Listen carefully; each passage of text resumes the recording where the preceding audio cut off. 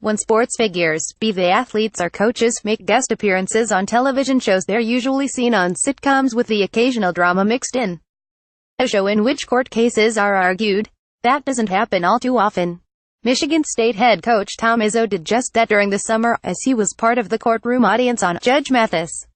The episode was filmed in mid-August. Judge Mathis took time to acknowledge Izzo's presence in the courtroom, as his daughter was a student assistant to the head coach during her time as a Michigan State student. Seated next to Izzo was Michigan State assistant Mike Garland. Sean Miller updated the status of Raul Elkins on Thursday, saying that the Star Wing could make his first appearance for the Wildcats this weekend when they take on Alabama in the McKale Center. How much he plays, that remains to be seen. Miller said, "He's 100% healthy, but is he going to be 100% the quality of player that he'll eventually become? No, because he's missed so much time. Out of the 10-plus weeks that Raul has been out, he was non-weight-bearing for about 6 of those weeks. Forget basketball, he wasn't even able to run. But over the last month he's been able to do that, and now that he's able to practice, it'll come back quickly." Elkins averaged 10.9 points for the Wildcats last season. He will provide them with another perimeter scorer as well as a bigger, stronger presence on the wing. We discussed Elkins' potential impact on Friday morning's podcast, and how it could open up a door for Arizona to play small. A couple of guests joined Rob Doster today. First, it's C.J. Moore, a writer for The Athletic that co-wrote a book on Kansas basketball and the Big 12 title streak, joins me to talk, what else, Kansas hoops. They go through what ailed the Jayhawks in their loss to Washington, and drop the hottest takes on Wichita State, Villanova, Gonzaga and Arizona. Then Reags from the Fundamentally Sound podcast joins the program to talk weekend betting lines, his favorite picks and a preview of the weekend's hoops. To purchase the book CJ wrote with Jason King, you can go here. Note lines are not posted for Saturday or Sunday games as of publication. Spreads referenced are via KenPalm.com. No. 16 Arizona State at number 2, Kansas 13, Sun. 2:00 p.m. After a disastrous performance against Washington and Kansas City, the Jayhawks will look to get back on track against an Arizona State team that will be coming off of a Friday night game against St. John's. What's intriguing about this matchup is the number of talented guards that are going to be on the floor at the same time. Both the Sun Devils and the Jayhawks play small. Both of them spread the floor. Both shoot plenty of threes, run the floor and look to create mismatches. If you like up-tempo basketball with shooters galore, guards allowed to show off their arsenal, and teams that don't mind jacking up threes, this is a game for you. Prediction: 13 points is a lot of points. I do think the Jayhawks win this game, but I'm not sure they get to 13. Arizona State 13. No. 5 Florida versus number 17 Cincinnati 3, Sat. 6:00 p.m. This matchup was a whole lot more exciting before Florida lost 3 straight games and Cincinnati got smacked around by Xavier in the crosstown shootout. The Bearcats are going to have a decided advantage in the paint, and I do think that their front court pieces, Gary Clark, Jacob Evans, are athletic enough that they should be fine chasing the likes of Yegor Kolachov and Jalen Hudson off the three-point line. And if we learned anything this week, it's that Florida is not a good basketball team when they don't shoot the ball well. That said, they can also beat anyone if they have one of those 17 for 35 nights from 3. Prediction: like I said, I think Cincinnati's bigs will be able to run around the perimeter with Florida's wings. I don't think Florida's wings will have a shot against Clark and Evans on the other end of the floor. Pick Cincinnati 3 Street. Johns 1 at number 16 Arizona State, Fry. 8:00 p.m. Oklahoma versus number 25 USC 2, Fry. 10:30 p.m.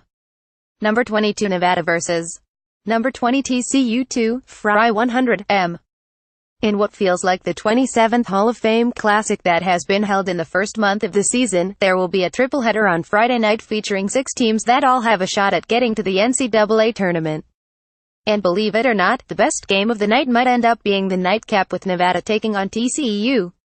The Wolfpack could really use a non-conference win like this, particularly after they blew a game at Texas Tech during the week. But despite how good the Martin twins, I'm not going to pretend to know the difference in Jordan Caroline have been. TCU is a disciplined, well-coached and good team that will not beat themselves.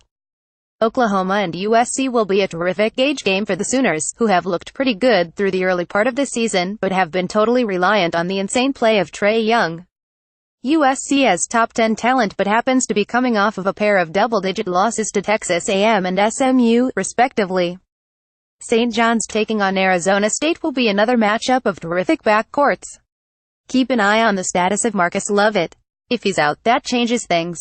Prediction: if Lovett does not play, Arizona State 1 is a lock. I think I like USC 2, but I love the over in that game. And in the nightcap, I'll be on TCU 2, as Jamie Dixon gets the job done against Eric Musselman. What else is there to watch? Alabama at Arizona 7, Sat 10:00 p.m. Arizona gets a shot at beating their third straight potential NCAA tournament team at home against Alabama and Colin Sexton. I think Alabama spreads Arizona out, and if we've learned anything about Arizona, it's that they struggle versus small ball. Pick Arizona 7, number 12 Gonzaga 10 at Washington, Sun. 8:00 p.m. Washington's win at Syracuse felt fluky and Gonzaga got embarrassed by Villanova flying to the other side of the country.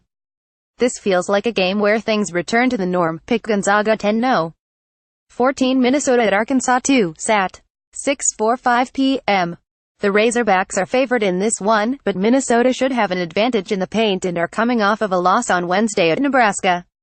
We'll see if Minnesota can shake off this slow start.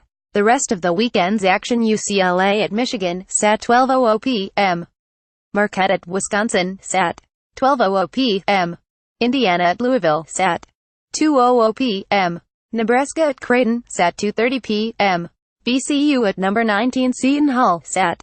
3:00 p.m. Number 6 Wichita State at Oklahoma State, Sat. 4:00 p.m. Colorado at number 13 Xavier, Sat. 5:00 p.m. Ole Miss at Middle Tennessee State, Sat. 6:00 p.m. Number 18 West Virginia at Pitt, Sat. 8:00 p.m. Illinois at UNLV, Saturday 1200 m. Oregon head coach Dana Altman was far more involved in the investigation into a forcible rape accusation against one of his players last season than he or the school admitted previously. Kavell Big B Williams, a JUCO transfer that played for the Ducks during their run to last year's Final Four, was under investigation for forcible rape stemming from an alleged assault that occurred during a visit back to his Wyoming junior college in September of 2016. An investigative report by Sports Illustrated in October revealed that the school violated legal obligations after learning that Bibby Williams was being investigated by police in Wyoming, and on Thursday evening, SI published a report stating that Altman was far more involved in the information gathering than he was willing to admit previously. Related: Dana Altman should have been fired in 2014. Oregon had denied that Altman knew because they did not want him tainting the investigation, but that does not appear to be the truth. From the report, in the first 48 hours after school officials learned of the police investigation into Big B Williams, Altman had 5 phone calls with Lisa Peterson, the school's deputy Title X coordinator, and another 4 phone calls with Big B Williams's former coach at Gillette College, Sean Neary. Both Peterson and Neary had direct knowledge of the criminal investigation into Big B Williams, and UO failed to disclose these contacts both to SI and in its letter to U.S.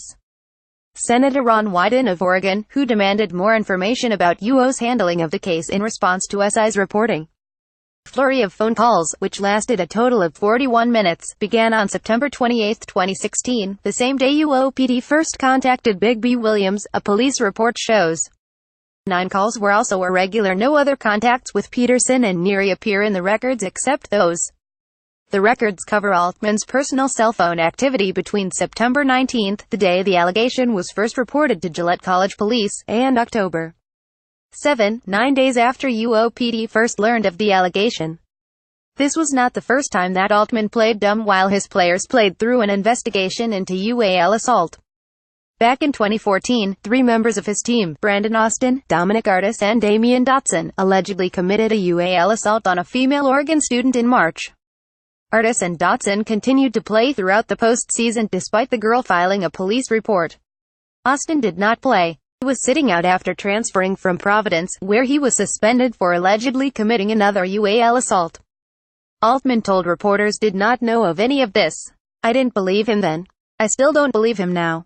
West Lafayette, Indiana. AP, Vincent Edwards scored 15 points, Carson Edwards finished with 10 points, and no.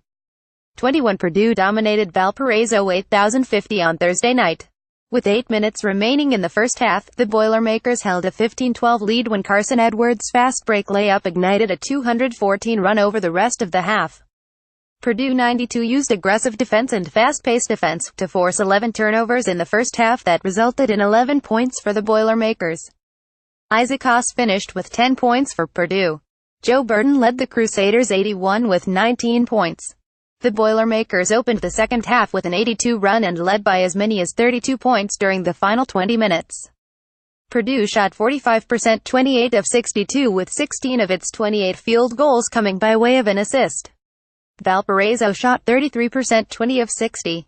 The Crusaders remain winless at Purdue and hold a 215 record all-time against the Boilermakers. One more win. Purdue coach Matt Painter is one win from notching the 300th of his career. The Purdue alum will have an opportunity this weekend to get the milestone win at home inside Mackey Arena, where the Boilermakers have won 13 straight games. Big picture: the Boilermakers took care of each of their early Big Ten Conference opponents last week.